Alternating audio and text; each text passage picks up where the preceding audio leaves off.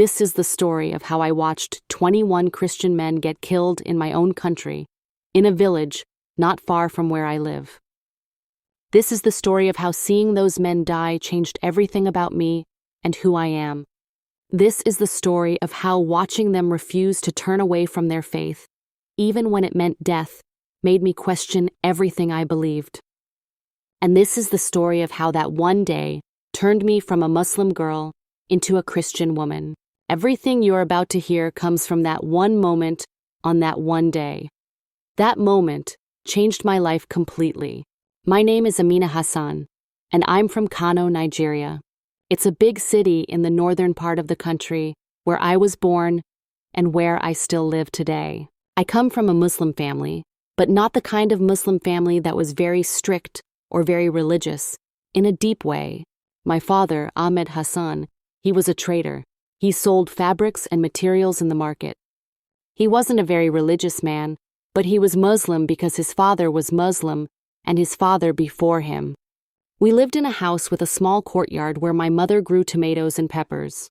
I remember my mother spending hours in that courtyard, working in the soil, her hands getting dirty, her hijab tied tight around her head. I have 3 brothers, Kareem, Malik, and Hassan. We were a normal family, not rich, not poor. My brothers would tease me and play rough games. My father would come home tired from the market and sleep under a tree in that same courtyard before dinner. When I was old enough to work, I got a job at a small shop selling clothes in the market. I was around 22 years old when the thing I'm about to tell you happened. I wasn't married yet, which was a little unusual for a girl my age in Kano, but my family wasn't pushing it too hard. I was doing what I was supposed to do. I went to work, I came home, I helped my mother, I prayed when it was time to pray. That was my life. It was a simple life. I didn't think too much about things. Then one day, someone came to my cousin Layla's house with news. This person was a man we didn't know very well. He came with information that made Layla very upset and very excited at the same time. He told her that there was going to be an event in a village near Kano. He said that some Christians were going to be executed because they refused to turn away from their God. He said it was something that needed to happen, something that would show people what happens when you don't obey. This man told Layla that she should come and see it. He said it would be important for her to witness it. He said it would help her understand the power of true religion. And then Layla, my cousin, she came to me and asked me if I wanted to go with her. I should have said no. I should have asked her what she was talking about. I should have told her this was a crazy idea and that we shouldn't go anywhere near such a thing. But I didn't. I was curious. I was bored. I wasn't thinking clearly. I just said yes. We got in a car with the man who had told Layla about it and one other man we didn't know. We drove away from Kano, heading toward a small village in the countryside. The drive took a few hours. We passed through different areas. The buildings became fewer. The people became fewer. The air felt different, heavier somehow. Everything felt strange and wrong even before anything happened. When we arrived at the village, there was already a crowd of people there. Not a happy crowd. Not a crowd that was excited about something good. It was a crowd that felt dark and heavy and dangerous. I remember thinking that this was a mistake, that I should have said no to Layla. But it was too late. We were already there. The man told us to stay quiet and not to draw too much attention. He said there were men from Fulani groups there, men who were very serious about what they were about to do.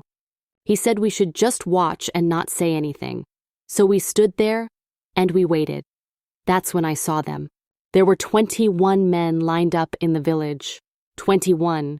I count them in my head even now. Almost every day for the past year. They were all wearing orange jumpsuits. They were Christian men. They were from Coptic families. They had been captured and brought to this place by members of a Fulani group. People from my own country, people who lived not far from where I lived. And there were armed men standing behind them. Men with guns and masks on their faces. I remember my heart starting to beat very fast. I remember feeling like I couldn't breathe properly. I remember thinking that this was real, that this was actually happening, and that I was watching it happen. I didn't remember the exact sounds they made, or the exact words that were said. What I remember is what I felt and what I saw in those men's faces. I remember thinking these men knew they were going to die. They had probably known for a while, and they were terrified. Of course they were terrified. But underneath the terror, underneath the fear, there was something else. Something I had never seen in a person's face before. It was like they already knew something the rest of us didn't.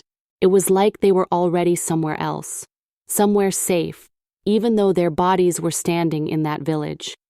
I remember thinking this didn't make sense. How could a person look peaceful when they were about to die? How was that possible? The armed men started asking them questions. They asked them to say certain words, to turn away from their God, and say that they believed in Islam. They gave them a choice. They said if you say the words, if you turn away from your God, you can live. But if you don't say the words, if you keep believing in Jesus, then you will die. And I watched to see what they would do. I thought maybe they would say the words. I thought maybe they would lie to save their lives. Because that's what any person would do, right? That's what I would do. That's what most people would do. You would say whatever they wanted to hear just to stay alive, but they didn't. One by one, these 21 men refused. They said no. They said they believed in Jesus Christ. They said they would not turn away from their faith, no matter what happened to them. And I watched their faces as they said these things, knowing it meant they would die, knowing that they were choosing death over life. I don't want to describe what happened after that. That's not the part I want to talk about, even though that's what people always want to know about. People always ask me about the violence, like that's the part that would break you the most. But what actually broke me, what I couldn't stop thinking about for months and months afterward, was watching them choose their death. Watching them say no to life and yes to their God. Watching them refuse to save themselves. The men with guns, they were angry. They were shouting things. They thought they were powerful. They thought they were strong. But I realized something watching them. They looked lost. They looked like they were searching for something and could never find it. They looked like they were running away from something inside themselves. And these other men, these 21 men who were about to die, they looked like they had already found what they were looking for. They looked like they knew something that made them unafraid. I remember my cousin Layla next to me. She was crying. She was upset too, but I don't think she understood why the way I did. Or maybe she did. Maybe we both understood, but we couldn't talk about it because we were too scared, because we were still in that place with those armed men. We left after it was over. We drove back to Kano in complete silence. Nobody talked. The men who brought us didn't say anything. My cousin didn't say anything. I didn't say anything. It was like we were all pretending it hadn't happened, even though it had. It was like if we didn't talk about it, maybe we could convince ourselves that we had dreamed it. When I got home, my mother asked me where I had been. I told her I went to visit a friend. I lied. I didn't tell her what I had seen. I didn't think she would understand. I didn't think anyone would understand. For the first few days after, I tried to go back to normal. I went to work at the shop. I came home and helped my mother cook. I prayed when I was supposed to pray. But nothing felt the same. Everything felt different, like I was watching my life from far away, like I wasn't really inside it anymore. At night, I couldn't sleep. I kept seeing their faces. I kept thinking about the moment they said no. I kept asking myself the question that wouldn't leave me alone. Why did they say no? What gave them the strength to say no when they could have said yes and lived? And then another question started forming in my mind, and this one was scarier than the first. Would I have said no? I knew the answer. I knew I would have lied. I would have said anything to save my own life. I would have denied everything. I would have turned away from everything. And that realization made me feel sick inside. It made me feel like I didn't really believe anything at all.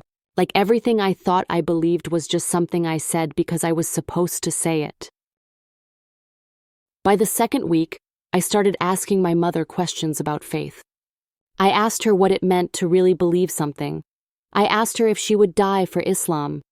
She looked at me strangely and asked me why I was asking such questions. She said these were not questions a young woman should be thinking about.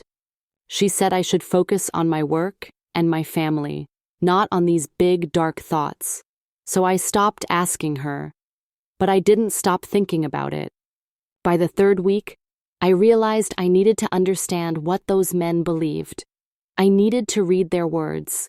I needed to understand what was so powerful that it could make a person say no to their own life. So I started reading, quietly, in secret. I would read about Jesus and about Christianity. I would read about faith and about what it meant to believe in something so strongly that nothing else mattered. And the more I read, the more something started to change inside me. It wasn't like a lightning bolt or a sudden moment of clarity. It was more like waking up slowly from a very long sleep. It was like I had been asleep my whole life, going through the motions of being Muslim, without ever actually thinking about what it meant or what I believed. I realized that I didn't believe what I had been saying, I believed. I realized that all my prayers and all my practices, they were just things I was doing because I was supposed to do them. But those 21 men, they believed something.